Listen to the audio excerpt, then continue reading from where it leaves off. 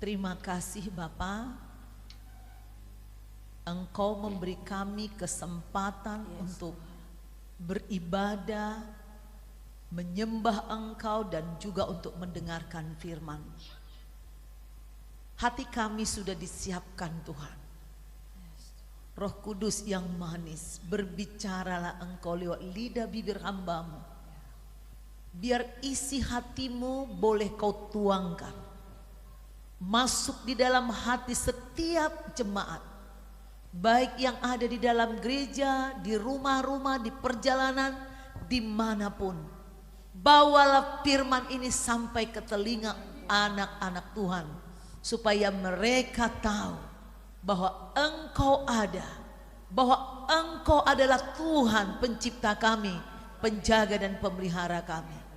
Kami sambut firman-Mu dengan pertolongan Roh Kudus. Dalam nama Tuhan Yesus yang percaya katakan amin, amin, amin. Ya. Firman Tuhan yang menjadi dasar buat kita hari ini. Mari kita buka firman Tuhan dari kitab Roma pasal 10 ayat 4 sampai 15. Judulnya kebenaran karena iman. Ya, Roma 10 ayat 4 sampai 15. Kebenaran karena iman.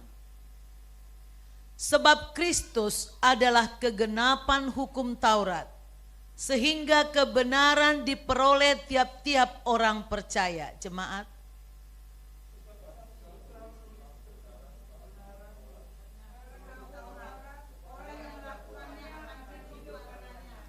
tetapi kebenaran karena iman berkata demikian.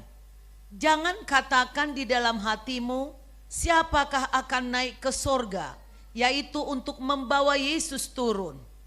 Atau siapakah akan turun ke jurang maut, yaitu untuk membawa Kristus naik ke sorga. Tetapi apakah katanya? Ini, firman itu dekat kepadamu, yakni di dalam mulutmu dan di dalam hatimu. Itulah firman iman yang kami beritakan. Sebab jika kamu mengaku dengan mulutmu bahwa Yesus adalah Tuhan dan percaya dalam hatimu bahwa Tuhan telah membangkitkan Dia dari antara mati, maka kamu akan diselamatkan. Karena dengan hati orang percaya dan dibenarkan, dan dengan mulut orang mengaku dan diselamatkan. Karena kitab suci berkata, barang siapa yang percaya kepada Dia tidak akan dipermalukan. Sebab tidak ada perbedaan antara orang Yahudi dan orang Yunani, karena Tuhan yang satu itu adalah Tuhan dari semua orang, kaya bagi semua orang yang berseru kepadanya. Sebab barang siapa berseru kepada nama Tuhan akan diselamatkan. 14.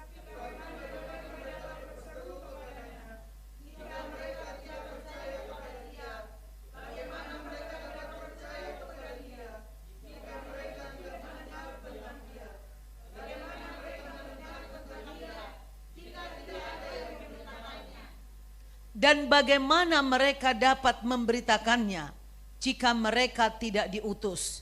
Seperti ada tertulis, betapa indahnya kedatangan mereka yang membawa kabar baik. Inti daripada khotbah kita hari ini, ya, kita bisa langsung pulang nih kalau udah langsung intinya ya. Ya. Intinya adalah di ayat 9 ini dan nih. Sebab jika kamu mengaku dengan mulutmu bahwa Yesus adalah Tuhan dan percaya dalam hatimu bahwa Tuhan telah membangkitkan Dia dari antara orang mati, maka kamu akan diselamatkan. Ini yang mau saya garis bawahi buat kita semua. Kenapa? Karena diprediksi ya, akhir-akhir ini ke depan bukan masa yang enak. Akan banyak yang terancam, ya, terancam kehidupan kita. Maka perlu saya tekankan ini kepada saudara, kalau kau percaya, saya beritahu, bumi ini tidak diciptakan Tuhan untuk kekekalan. Bumi ini diciptakan Tuhan hanya untuk sementara. Ada kekekalan, yaitu Yerusalem yang baru, bukan bumi. Jadi bumi ini akan dihanguskan. Jangan gara-gara hanya ada sedikit masalah, saudara murtad, saudara melupakan. Saya tidak tahu kenapa Tuhan taruh di hati saya untuk memperingatkan semua kita ini. Jangan sampai murtad hanya karena makanan, karena sakit. Kalau kita harus mati, matilah di dalam kebenaran. Jangan mati di dalam dosa, ya. Saudaraku, terus satu lagi ayat dikatakan, barang siapa yang berseru kepada nama Tuhan akan diselamatkan. Nah, kenapa saya kasih tahu seperti ini, saudaraku? Berserulah. Kalau ada kesulitan di dalam hidupmu, berserulah. Tetapi jika pun tidak datang pertolongan, seperti Sadrak, Mesak, dan Abednego, sampai hari terakhirnya dia dilempar ke dalam api. Kalau engkau betul-betul memilih Tuhan, tapi sekalipun tidak datang pertolongan, hiduplah tetap di dalam kebenaran. Jangan saudara murtad, jangan melakukan dosa. Kenapa penting ini, saudaraku? Saya mau tunjukkan kepada saudara, ketika saya berdoa yang saya kasih tahu tanggal 2 kalau nggak salah ya, tanggal 2 Januari. Saya berdoa kepada Tuhan dan ternyata sekarang ini sibuk firman Tuhan ini. Saudaraku tahu, saya selalu fresh dapat dari Tuhan. Bukan nyontek sana nyontek sini. Saya tidak, saudaraku. Tuhan, saya berdoa dan Tuhan menjawab saya. Tapi kalaupun ada orang memberitakan Injil dengan belajar dari pendeta A, pendeta B, itu juga bagus. Jangan nanti jadi gengsi, jangan salah, karena kita semua manusia pembelajar, ya. Tetapi yang mau saya katakan, karunia-karunia nubuat yang diberikan Tuhan kepada saya ini benar-benar fresh dari Tuhan.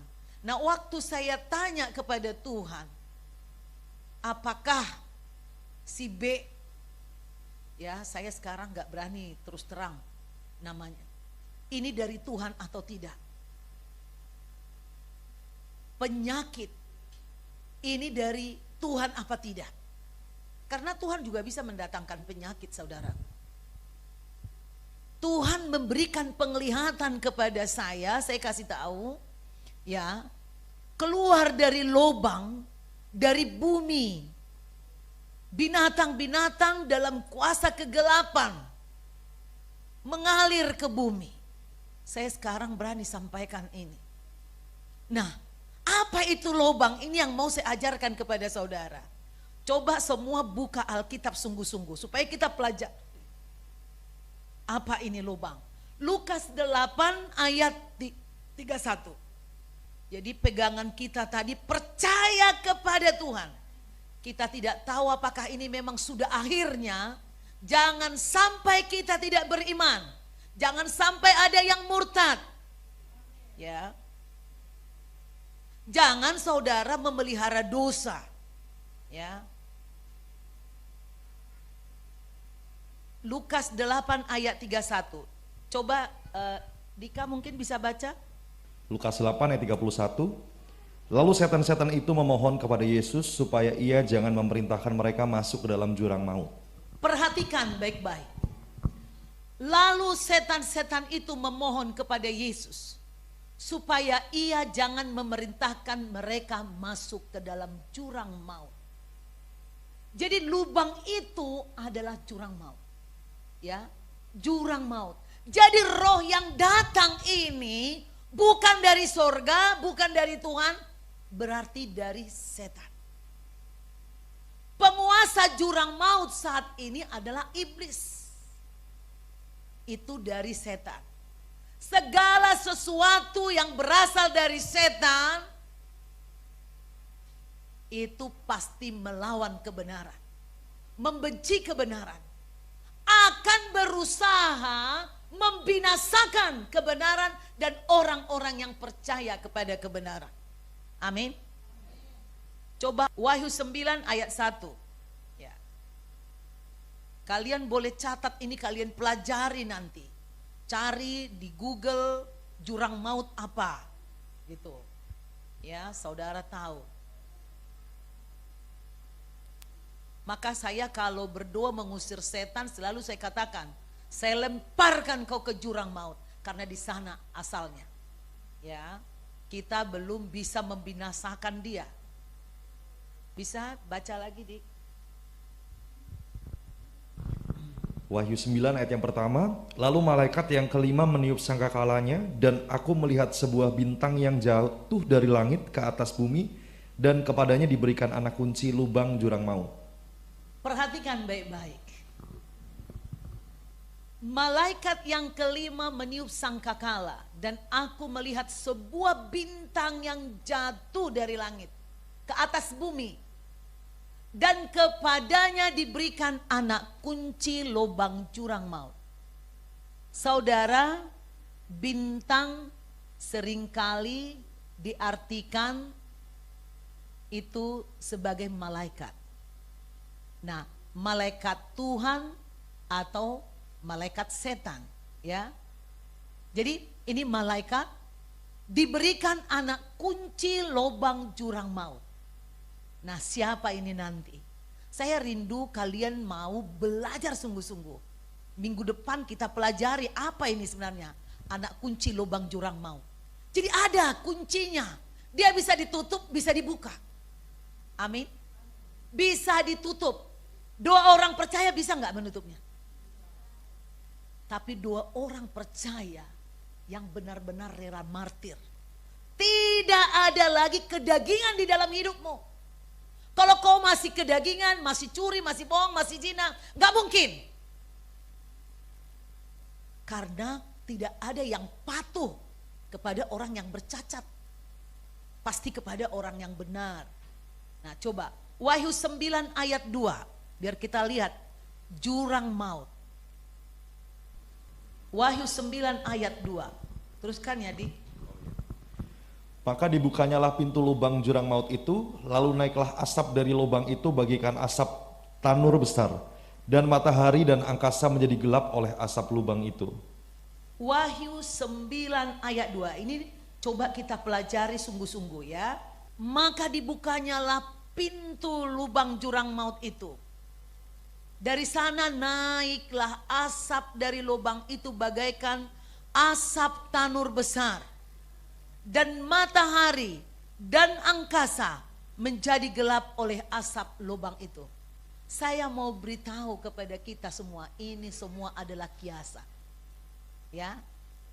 Jadi yang dikatakan di sini asap itu ya bagaikan asap tanur besar.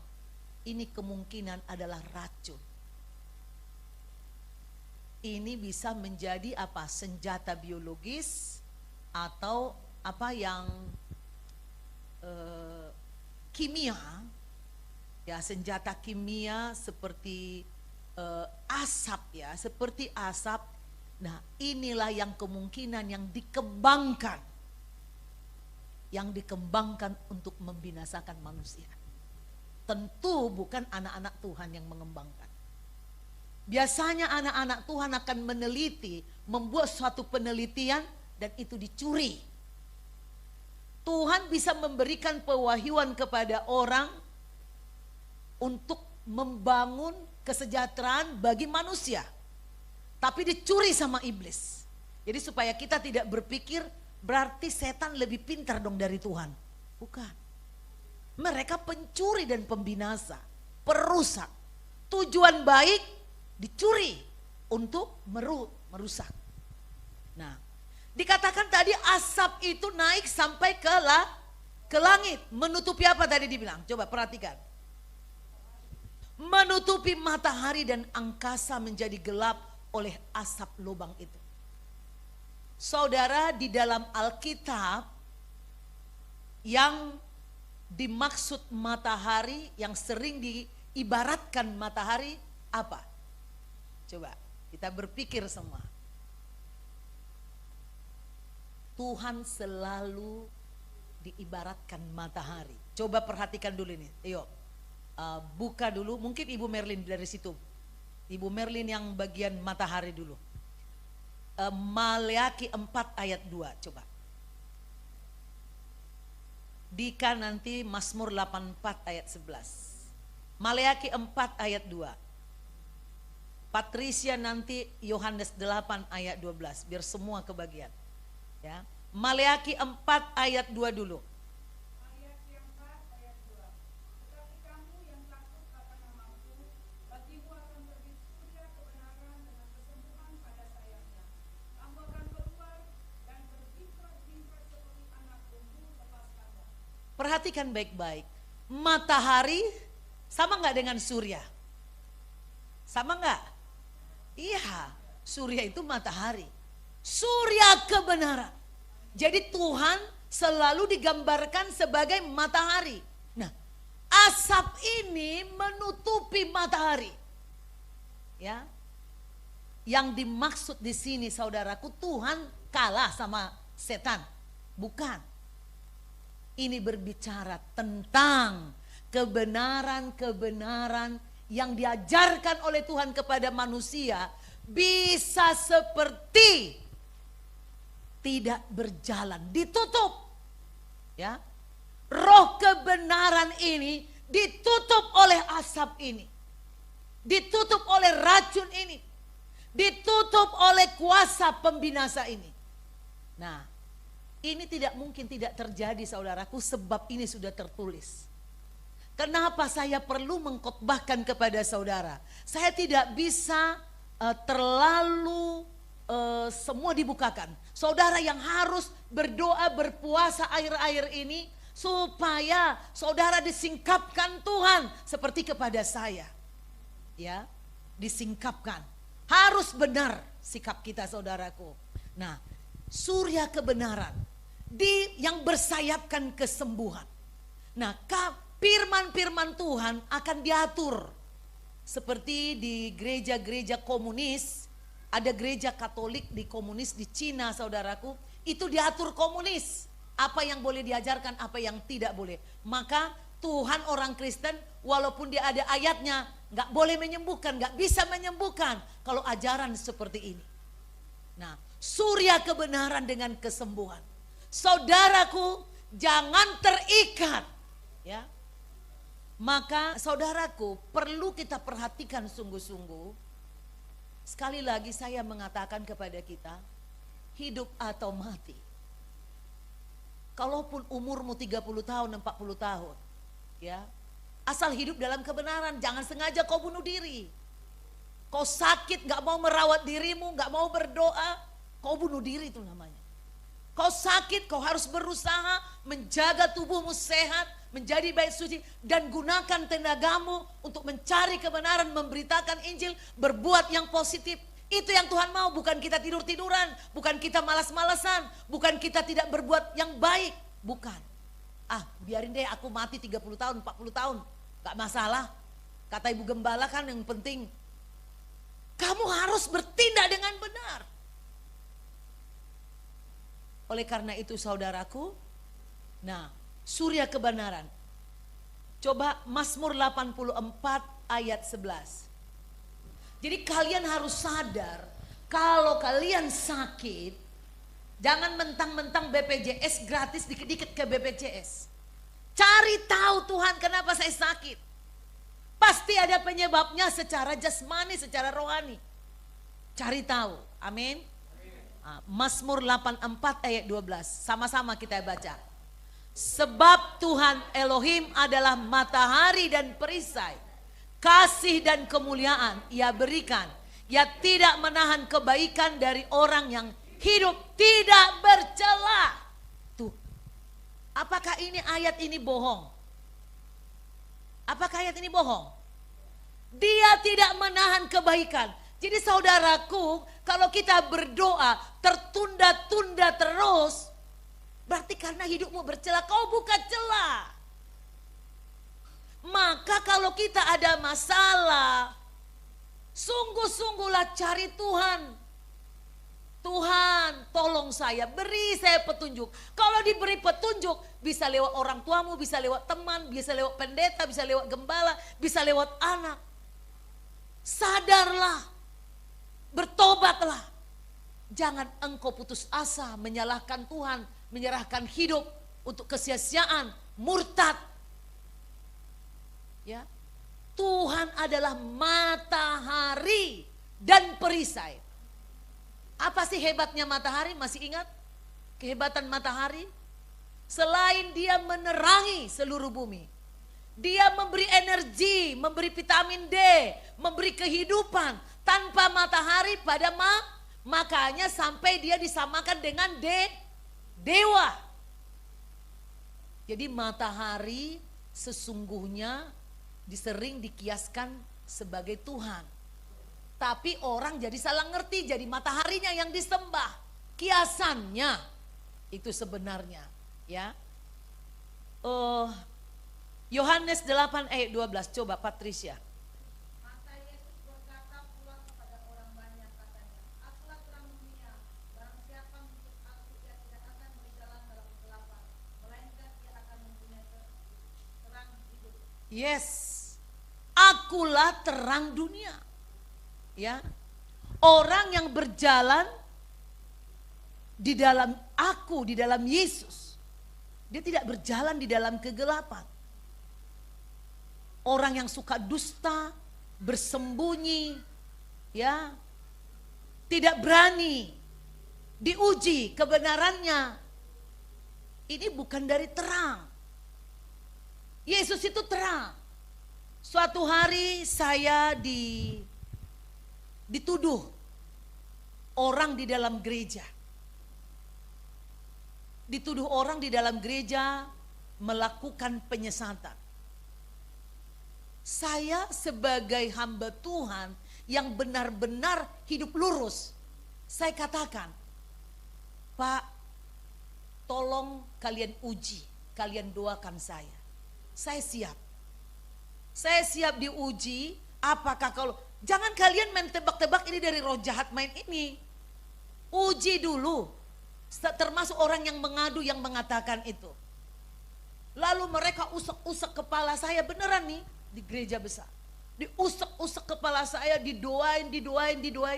Tiba-tiba pemimpinnya nih mengatakan, enggak kok, enggak ada kuasa kegelapan. Enggak ada ini di sini. Ada teman saya satu pelayanan yang iri kepada pelayanan saya. Karena banyak orang yang menunggu-nunggu saya padahal saya bekerja. Kalau mau dilayani, maunya sama saya. Lalu mereka mencari-cari, saudaraku, ini di gereja. Mencari-cari salah saya, gak ketemu, dibilanglah saya ajaran sesat. Lalu mereka mengadu ke pemimpin. Pemimpin mendoakan bersama dia juga. Tidak menemukan. Nah, seperti itu saudaraku. Nah, terang tidak bisa berjalan dengan kegelapan sekaligus. Terang itu akan mengambil alih. Nah, coba Amsal 4 ayat 19. Siapa kegelapan itu? Coba. Terang tidak bisa bersama-sama dengan kegelapan. Jadi supaya kalian tahu, yang datang dari jurang maut itu kegelapan, itu ilmu-ilmunya setan. Dan nanti mau saya bukakan lagi kepada saudara. Amsal 4 ayat 19. Oke. 1, 2, ya. Jalan orang fasik itu seperti kegelapan. Mereka tidak tahu apa yang menyebabkan mereka tersandung. Kalau kita berjalan di jalan gelap, kita nggak tahu kan apa yang membuat kita tersandung. Mata kita tidak bisa melihat. Tetapi kalau terang, bisa semua diselidiki. Saudaraku, kalau saudara anak Tuhan, Jangan saudara pintar-pintar ngomong membolak-balik. Saya tahu kan, khusus di daerah sinilah banyak yang pintar mulut dolak-dalik. Saya tahu banget itu. Jangan kita pintar dolak-dalik. Karena aku terang, saya tahu mana yang bohong, mana yang tidak.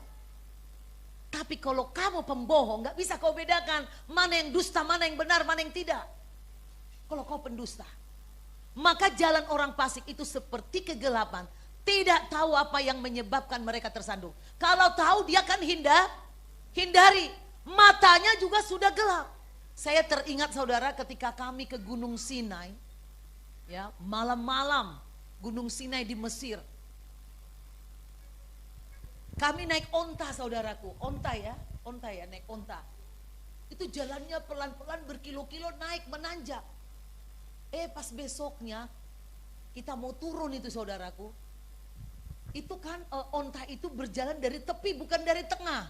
Dari tepi. Itu kita kalau lihat jurang. Kita lihat jurang. Nah malam-malam pergi, kalau kita tahu itu kita ketakutan. Pasti takut jatuh karena ontanya. Makanya disarankan selalu kita berangkat jam 12 malam itu. Kalau mau ke Gunung Sinai jam 12 malam ya, pasti jalan lagi ya, seperti itu. Nggak tahu pas besoknya jalan juga batu-batu. Wah, kalau saya sendiri yang terakhir saya harus pakai guide, bayar $50 kalau nggak salah itu, pakai guide untuk nenteng-nenteng saya karena udah turun dari onta masih jalan lagi tinggi, harus ada guide-nya untuk membawa naik ke atas lagi ke puncak. Nah kita nggak tahu. Kalau tahu, mungkin nggak mau, ya itu. Jadi kalau kita anak kebenaran, kita tahu mana yang baik, hindari, ya. Yang gelap ditinggalkan. Jalan orang fasik itu nggak tahu. Kembali dulu ke Wahyu 9. Wahyu 9 ayat 11. Saya mau buka dulu ayat 7 sampai 9 dulu. Wahyu 9 ayat 7 sampai 9. Ini mau saya jelaskan kepada saudara siapa ini. Ya. Kita baca bersama dulu ini supaya tahu, supaya ingat ya. Ya. Wahyu pasal 9 ayat 7 sampai 11. Udah ketemu? Yuk, 1, 2, ya. Dan rupa belalang-belalang itu sama seperti kuda yang disiapkan untuk peperangan. Dan di atas kepala mereka ada sesuatu yang menyerupai mahkota emas, dan muka mereka sama seperti muka manusia. Dan rambut mereka sama seperti rambut perempuan, dan gigi mereka sama seperti gigi singa. Dan dada mereka baju zirah, dan bunyi sayap mereka bagaikan bunyi kereta-kereta yang ditarik banyak kuda yang sedang lari ke medan peperangan. Dan ekor mereka sama seperti kalajengking dan ada sengatnya. Dan di dalam ekor mereka itu terdapat kuasa mereka untuk menyakiti manusia 5 bulan lamanya. Dan raja yang memerintah mereka ialah malaikat jurang maut. Namanya dalam bahasa Ibrani adalah Abaddon dan dalam bahasa Yunani Apollyon. Saudaraku, tadi di Wahyu 9 itu mengatakan rupa belalang-belalang itu sama seperti kuda yang disiapkan untuk peperangan. Nah, kita mau teliti siapa yang dimaksud tentang belalang-belalang ini. Ini berbicara manusia, bukan belalang beneran. Tapi ini sekali lagi adalah juga perumpamaan. Nah, di Keluaran 10 ayat 13, ketika Tuhan mendatangkan belalang ke negeri Mesir, dikatakan belalang itu ditiupkan dari negeri timur. Negeri timur ini siapa? Coba Ibu Merlin baca Keluaran 10 ayat 13. Lalu Musa mengulurkan tongkatnya ke atas tanah Mesir,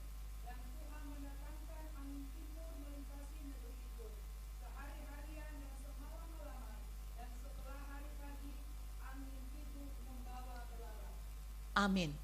Angin timur. Jadi timur dari Mesir adalah Arab, negeri Arab. Kemarin ketika saya berpuasa saudaraku, hari pertama puasa, saya tiba-tiba diberikan Tuhan kembali karunia doa seperti dulu. Saya tiba-tiba kayak orang yang sedang hamil, mengandung doa ini harus dikeluarkan. Kayak ada yang mendesak jiwa saya, harus saya keluarkan. Saya seperti mau melahirkan. Lalu saya berdoa, lalu saya dituntun Tuhan, dikasih penglihatan. Ada banyak orang terluka. Di dalam penglihatan saya ini, saya lihat orang-orang terluka dan lucu. Saya itu menangis-nangis melihat luka itu. Ditunjukkan ada yang kakinya dihancurin, ada yang dipotong, ada yang bagaimana gitu. Dan Tuhan menaruh hikmat di dalam hati saya, akan ada penyiksaan. Itu. Nah, itu kenapa saya nggak tahu, mungkin Tuhan juga yang menaruh, kenapa Aga nggak mau khotbah. Tuhan taruh ini harus kubagikan kepada saudara.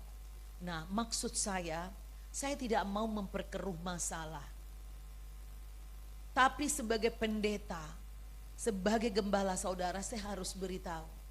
Kita tidak tahu sampai kapan. Silahkan saudara ambil doa puasa 40 hari, 80 hari. Kenapa saya mengatakan 40? Saya mau betul-betul Alkitabiah.